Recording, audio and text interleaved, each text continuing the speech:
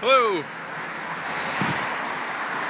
and welcome to another episode of Bobblehead Mark video. This will be hopefully a quick one. I sort of do get long-winded at times. Okay, the idea for the topic of this wondrous video is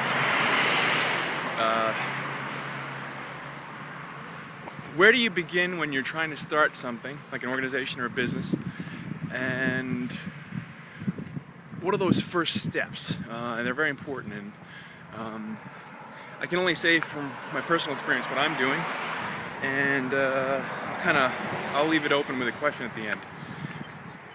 I am doing my best to be completely transparent in what I'm trying to accomplish with a software company.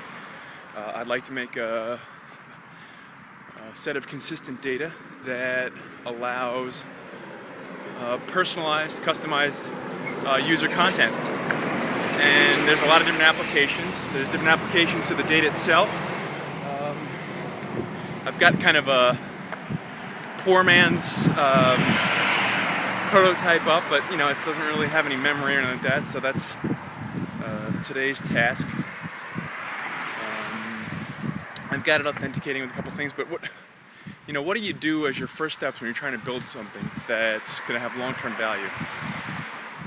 You've got to do a lot of persuading and a lot of work, and you got to show other people that you have an idea that's valuable. So the only way to do that is to get proof. So you have to, get customers that are interested and get people using your product, and let them be the judge of things and show their feedback in some kind of public forum, blogging, social media, newspapers.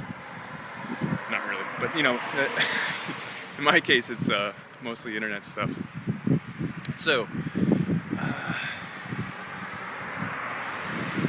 the important question is, when, if ever, do you get outside funding? And this is brought on by my own kind of endeavors, and I guess Paul Graham released an essay today. He calls them essays. They're posts, blog posts. He doesn't write that often.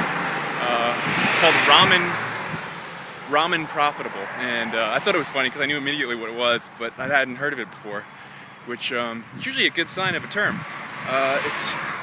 It's when you're just barely making money to cover your needs, maybe you and one other startup founder, and you can buy like ramen noodles, other low, just basic cost of living stuff.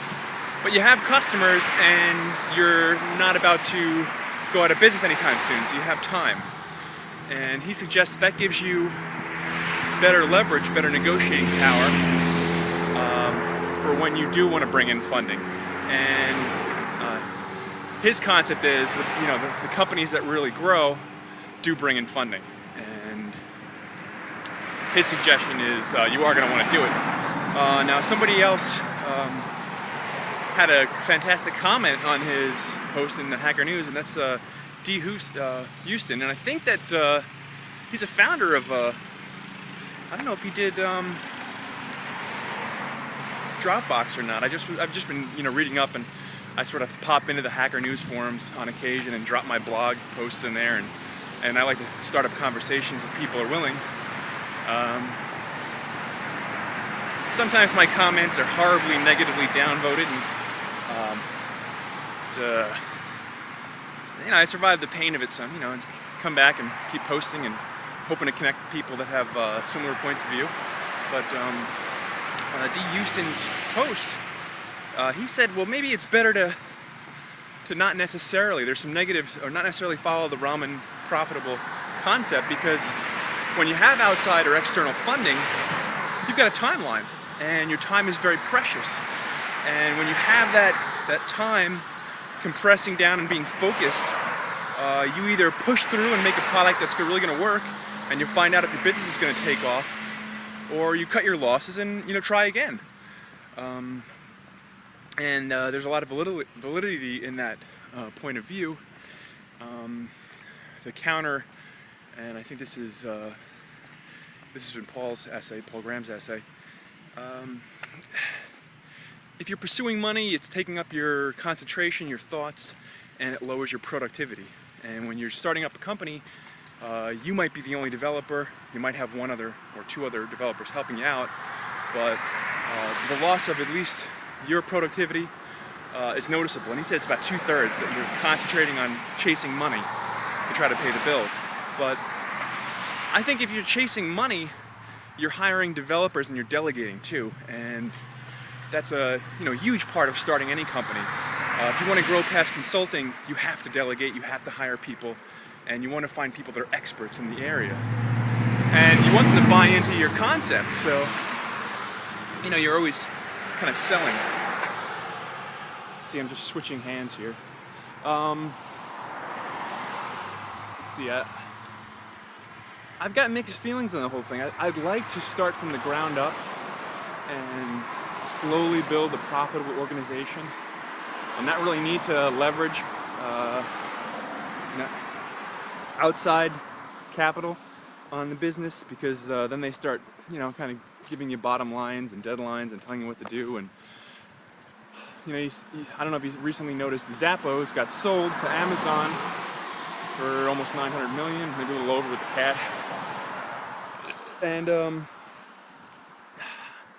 I think Zappos could have gone the distance. That's the kind of company that I would not have sold unless it was a ridiculous amount of money. And you might say, hey Mark, $900 million is a ridiculous amount of money, and I wouldn't argue with you. But what's the ceiling there? How far could Zappos have gone? How much could they have made in internet sales? Man, they had just dynamite marketing and corporate culture and all these other just perfect kind of execution type moves in the internet sales business. And they would set up from the beginning and with the right way. They had their shipping location was right next to the hub of big airport, and their business was in Nevada, which made it fairly cheap office-wise, I guess. And just really good moves from the beginning. Tony, the CEO, I kind of think that he didn't want to make the move, but I believe Sequoia Venture, they sort of nudged him over the top, and I think the cash bonuses, in hindsight, they probably changed a lot of his employees' lives, which he had to take, value. He had to realize that this was a life-changing event for a lot of the people that helped build the company. They all wanted it. I still think the long term that they might have kicked Amazon's ass. But anyway, Amazon, the CEO put out a good video. It was cool. He also had a public apology about Amazon wiping some books off people's Kindles, which is pretty cool. It's genuine as far as I could tell, and that's always good. I think I'm pushing the upper bounds of this one. So when it comes to outside capital versus ramen profitability, I'm going outside capital all the way. Time is money, and you got to make it happen. You got to get people working quick. Get that engine rolling, build it, grow it, and see where it goes. Thanks for listening. Bye.